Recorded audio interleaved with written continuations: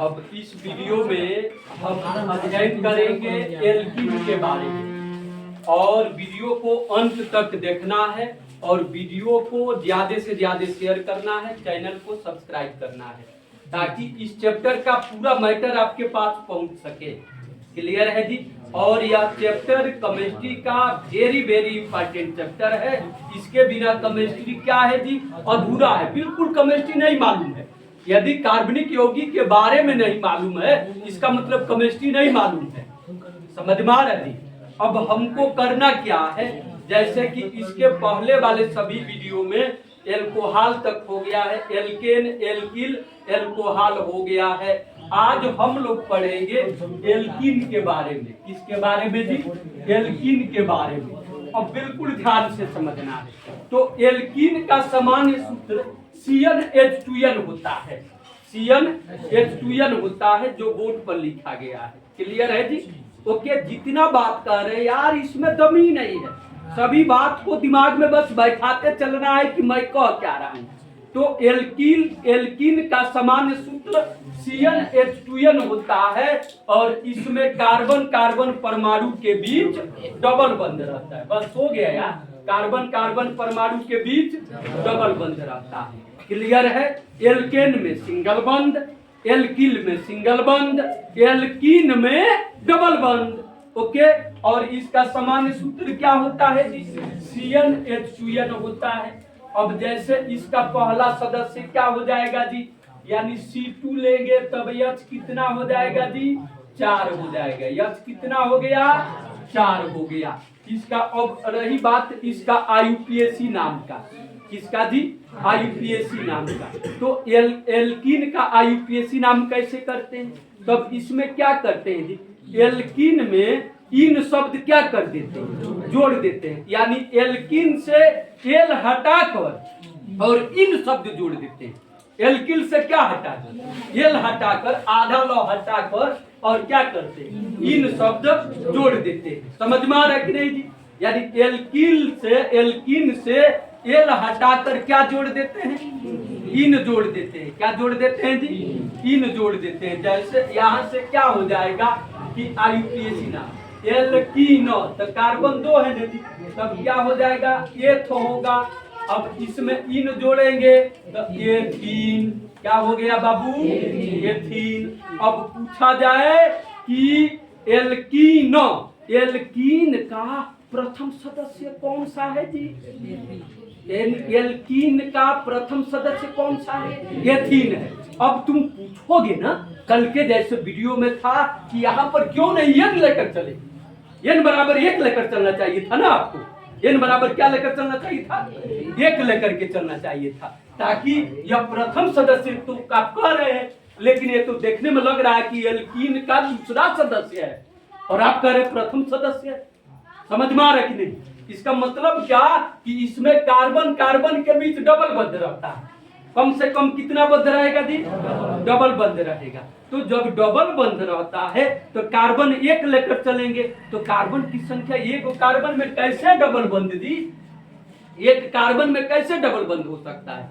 इसलिए हमने C1 न लेकर के, चूंकि n के जगह पर 1 रखेंगे तो CN आहेजा 2, CH2 हो जाएगा कि नहीं?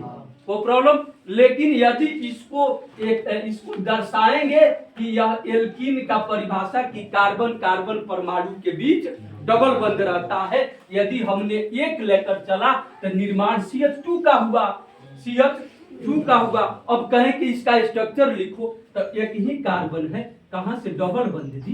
कहां से डबल बंध? हो ही नहीं सकता है। बहुत लिखेंगे तो ऐसा ही नहीं लिखेंगे जी। न तो H का यहाँ पर कार्बन के अष्टक पूरा ही नहीं हुआ, कार्बन का अष्टक पूरा ही नहीं हुआ। क्यों नहीं पूरा हुआ? क्योंकि इसमें कार्बन कार्बन के बीच कौन सा बंध रहता है? डबल बंध रहता है और बाकी एकल बंध रहता है। तो इसमें जब 2 कार्बन, कम से कम 2 कार्बन रहेगा तभी तो स्ट्रक्चर को पूरा करेगा जी। यानी 2 कार्बन, कम से कम 2 कार्बन चाहिए, तब जाकर के एल्कीन के परिभाषा को एक्सेप्ट कर पाएगा, स्वीकार कर पाएगा। और जब 1 कार्बन है तो फिर एल्कीन की परिभाषा को स्वीकार ही नहीं कर पाते, अष्टक पूरा ही नहीं हो पा रहा है।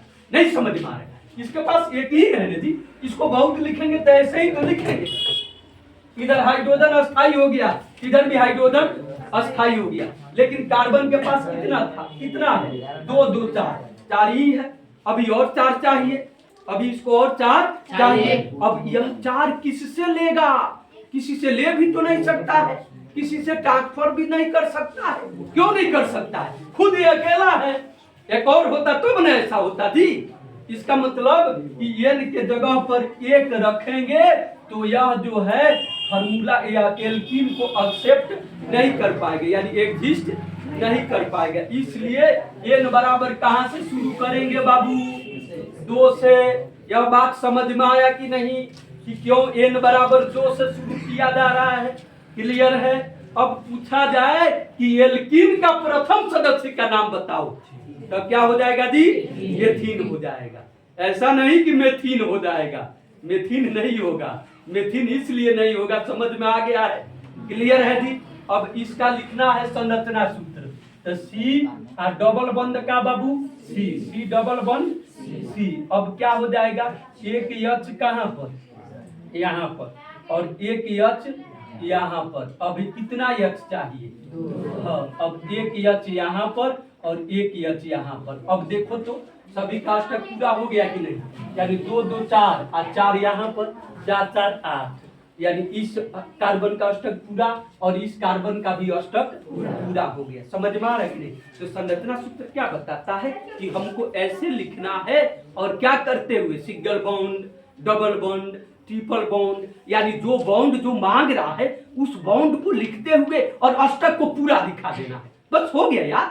यही तो संरचना सूत्र है, समझ में आ रहा है कि नहीं। अब कैसे जैसे तैसे केवल बॉन्ड को दर्शा दे और उसके बाद से अष्टक पूरा ही नहीं करे, तो फिर वह भी तो गलत है। समझ में आ रहा है कि नहीं। यहाँ पर देखो हाइड्रोजन भी अस्थाई हो गया और 2 कार्बन था, वह दोनों कार्बन क्या हो गया, अस्थाई हो गया।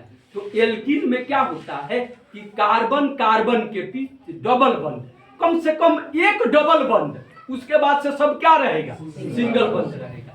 या किसकी पहचान है जी, एल्कीन का पहचान है। समझ में आया कि नहीं। अब यहाँ से अब सी के जगह एन के जगह पर क्या रखेंगे बाबू, 3 रखेंगे। क्या रखेंगे जी, 3 रखेंगे।